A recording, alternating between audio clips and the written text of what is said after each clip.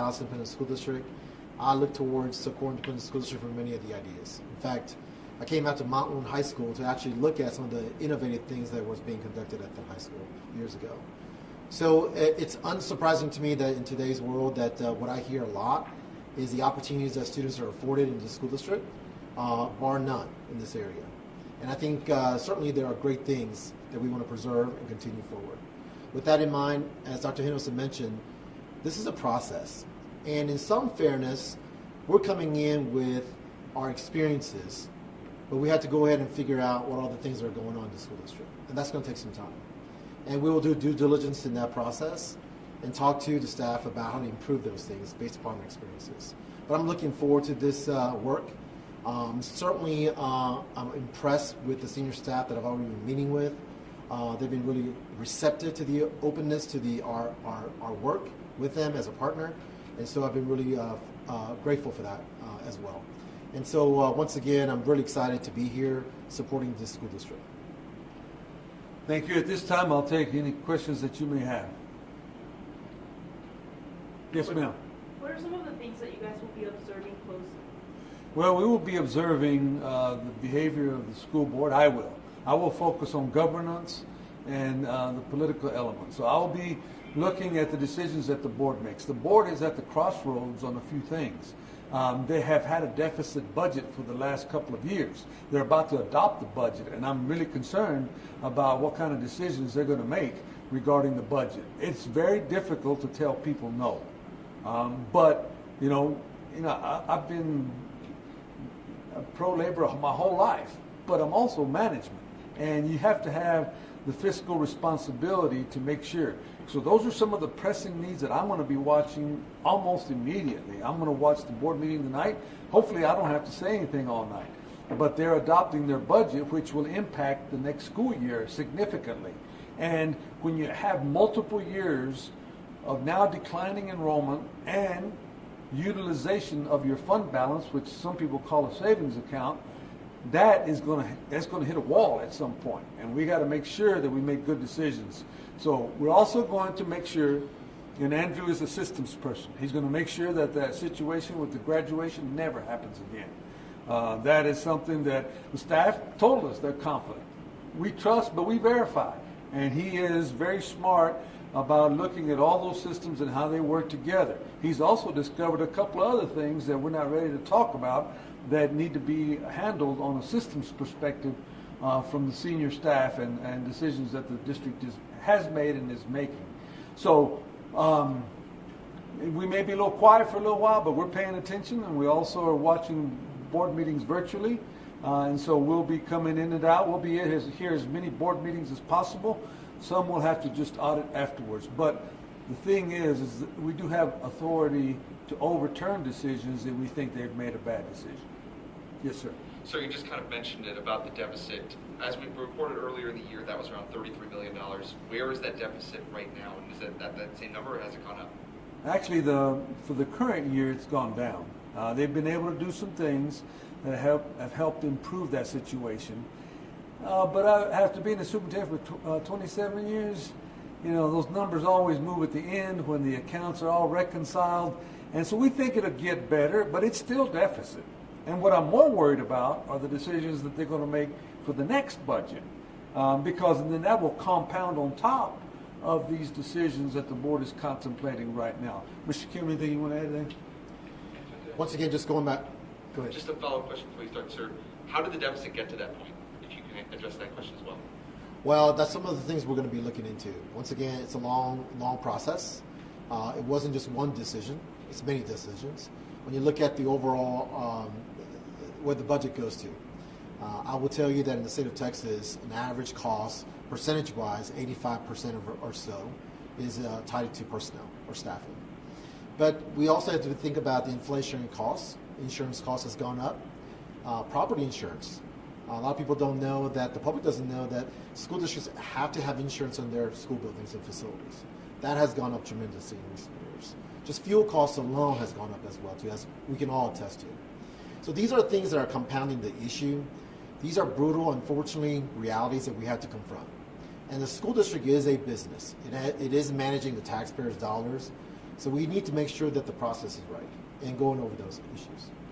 Let me also add to that, because you asked a very astute question. There is not a problem with accounting or financing or anything that we've been able to determine. These were knowing decisions that people made that had a dollar figure to them. And we need to do comparisons to other systems about where do they put their money. So I want to assure the community that there's not a problem of ethics or anything like that. This is just a problem of discipline, and discipline about the amount of resources that you have and how you can deploy those resources. I want to give the community some assurance that this is fixable. Fixing student achievement is not easy. It's not linear. Fixing these systems and these finances is doable. It's just going to make difficult decisions. Van a haber varios recortes de presupuesto, como lo había mencionado. Hay mucha preocupación por parte tanto de maestros como incluso de alumnos que también estaban en la mesa que podrían cerrar la alberca. Varias situaciones de este tipo.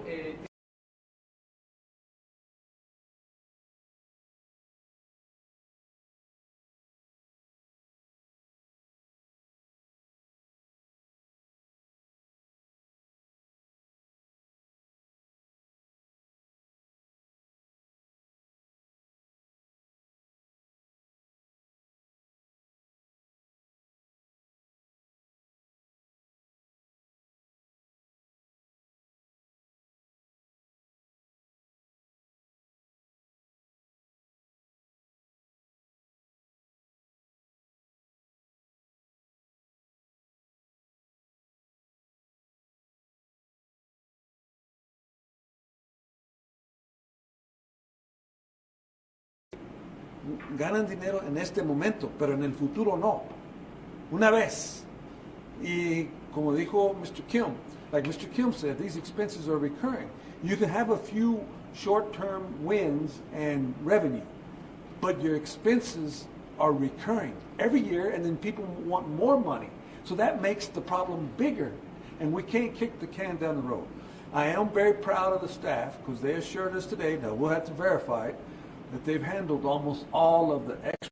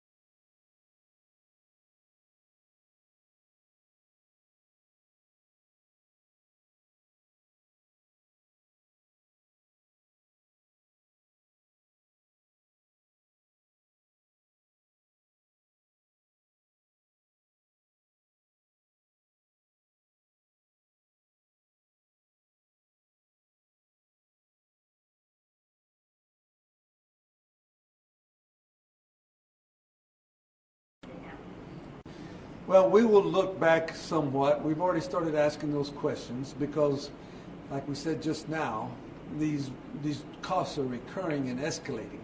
And then you have inflation on top of that. So, but the good news is this can be fixed. It's just going to take some courage. And it's going to take some thinking from people that have a different point of view. We can't just continue to perpetuate what they've done and expect a different solution. So there will be some changes. We're going to try to minimize the pain, but we got to make sure we got to keep still gaining on academic achievement. So everything's going to be on the table.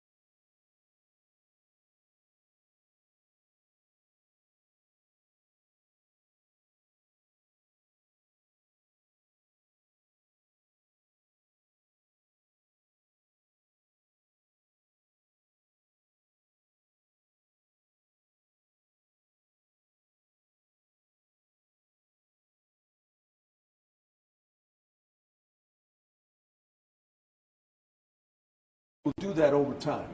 The board has already asked to look at their board operating procedures, and they want to revisit that. So that's a good sign that the board already understands. I think it's on the agenda tonight about how they work and how they perform and how they behave.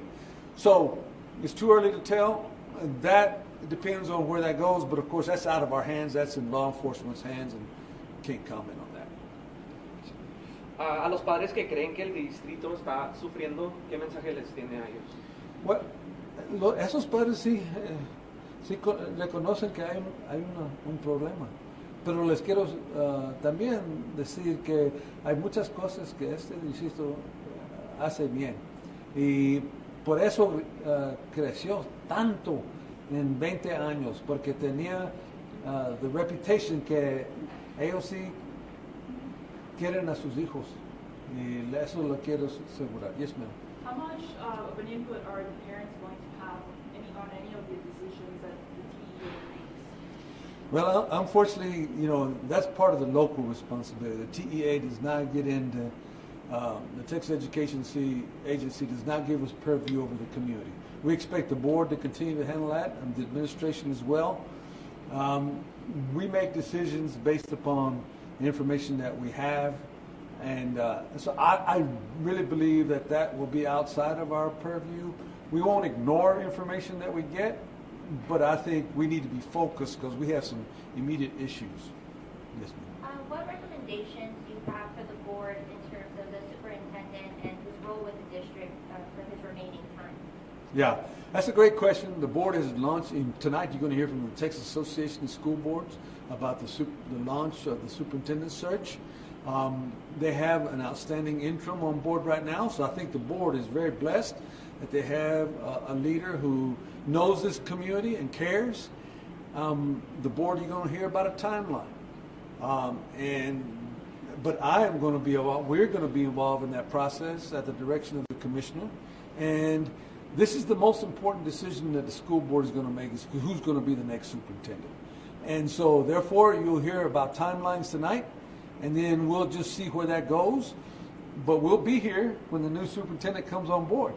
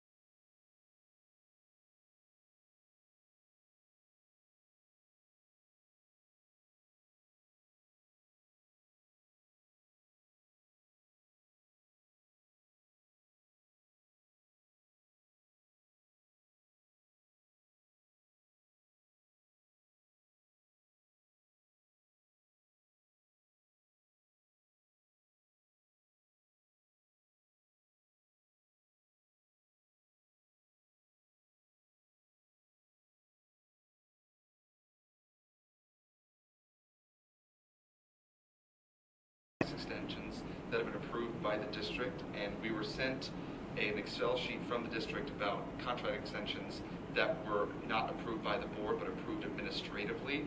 Is this something that you have looked into, that you and your team have looked into, and would you happen to be familiar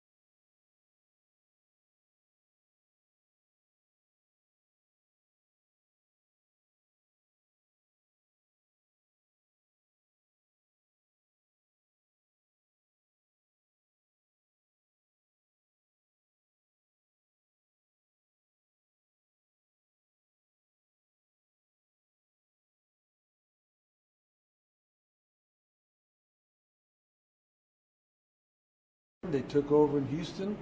So the state is serious. So the best way to avoid a situation like that is to work together to get the best solution. Socorro has not been used to a lot of controversy like some of the districts in El Paso County. And I think the board wants to get back to that. I know the community wants to get back to that. I know the kids want to get back.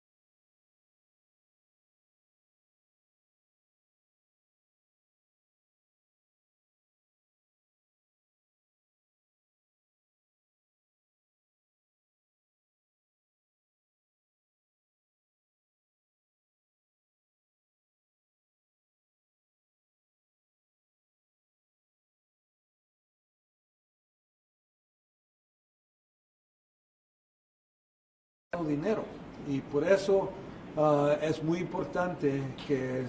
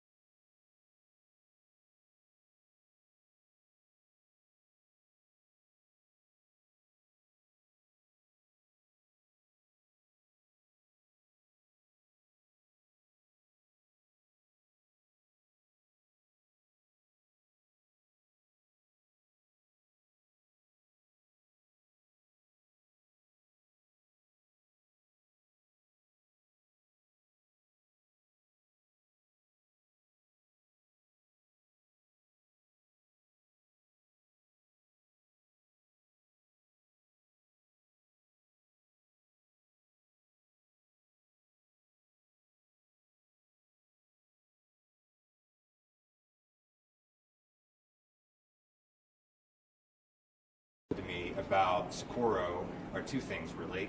Number one, leadership, that includes the board and the interim superintendent, have really embraced the findings that the agency made in our final report and have expressed not only a willing commitment to improve, but a transparent commitment to collaborate with the agency and with our conservators to address the problems that were identified and to use these incredibly accomplished former superintendents as partners to not only fix what was broken, but take Socorro up to the next level. And so my appreciation to the interim superintendent, to the board president, for the warm welcome we have received so far. In a few minutes, I'm going to share with the board some general thoughts about how the agency approaches conservator placements. Under state law, the conservators, any conservator appointed, absolutely has the power to direct the action of the superintendent and the school board. There are 4 limited exceptions to that, but generally, these conservators have the authority to direct action. It is our great hope as an agency, anytime we place a conservator, that never has to happen. We view, and I tell all of our conservator districts this regularly, we view our conservators as partners and force multipliers for school districts to support superintendents, to support school boards, to provide extra sets of eyes to identify not only solutions and impediments to student success, but also potential fixes.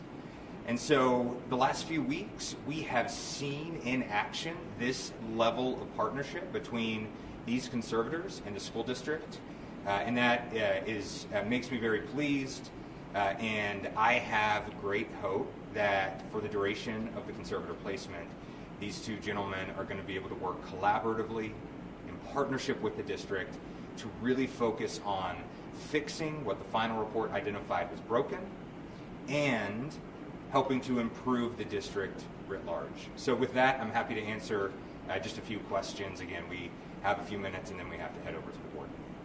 Yes, ma'am. Hi, so I know Dr. Hinojosa and Mr. Kim didn't give an exact timeline in terms of how long they may be here, but just from experiences in the past with other districts, what could we be looking at? Yeah, so they're absolutely right. It's impossible to know how long a conservator placement will last. Some are on the shorter end, some are on the longer end.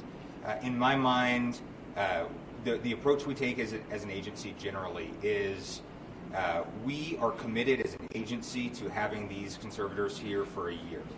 We believe that change, sustainable change, cannot happen short of a year.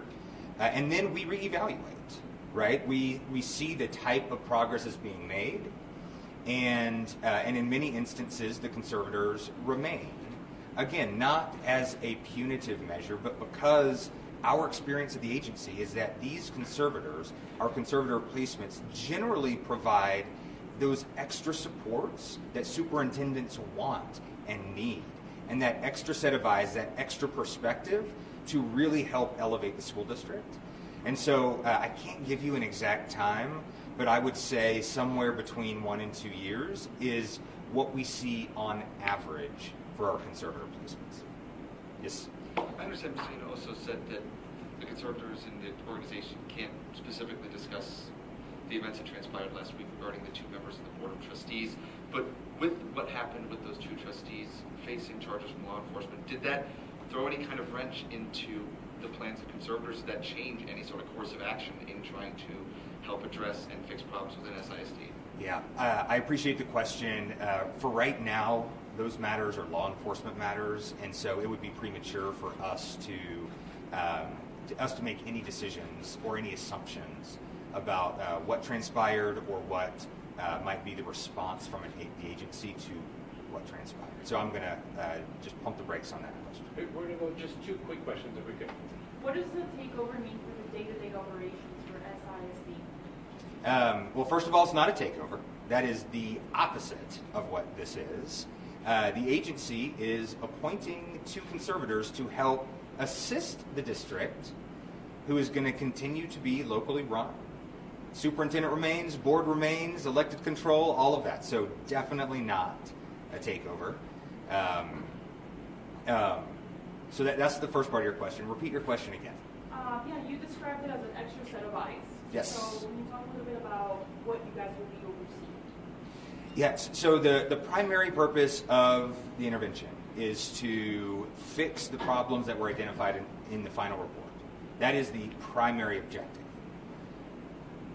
But our experience is that as our conservators address those issues, inevitably new issues come up. And not only do new issues come up, but these 2 gentlemen, they have an incredible amount of experience, of success leading school districts. Mr. Kim in Comal ISD, Dr. Hinojosa in Dallas, and many, both other school districts as well. And so it would be, to me, a failure if they didn't use their great, deep, successful experiences to collaborate with the interim superintendent and eventually the newly hired superintendent to make the student experience in Socorro ISD better. And so, yes, they're going to be laser focused on fixing the issues identified in the final report, but they're also going to be collaborating with the superintendent across the breadth of the district. Last question. One more. You said it's still in investigation, the 2 board members that were arrested. I just want to confirm, are they still holding the position, and are they still allowed to vote on these decisions, and will they be present in today's meeting? I don't know the answer to many of the questions you asked. I will caveat anything that I say with kind of the same response I gave to the gentleman over here. This is a law enforcement matter. It continues to be a law enforcement matter. It would be premature for the agency to to make any assumptions, take any actions based on that. But factually and legally, the answer I think you're looking for is that the agency cannot remove board members under the law. And so it will not be an agency action to remove the Board of Trustees no matter what. It will not be an agency action to remove those two individual trustees no matter what happens in the case. Can we just get his name and Christy has that, and she'll share that with all of you. Okay, Yep. thank you. So she has it for all of you. So we're good. Very much. Thank you. Thank you. Thank you. Thank you all.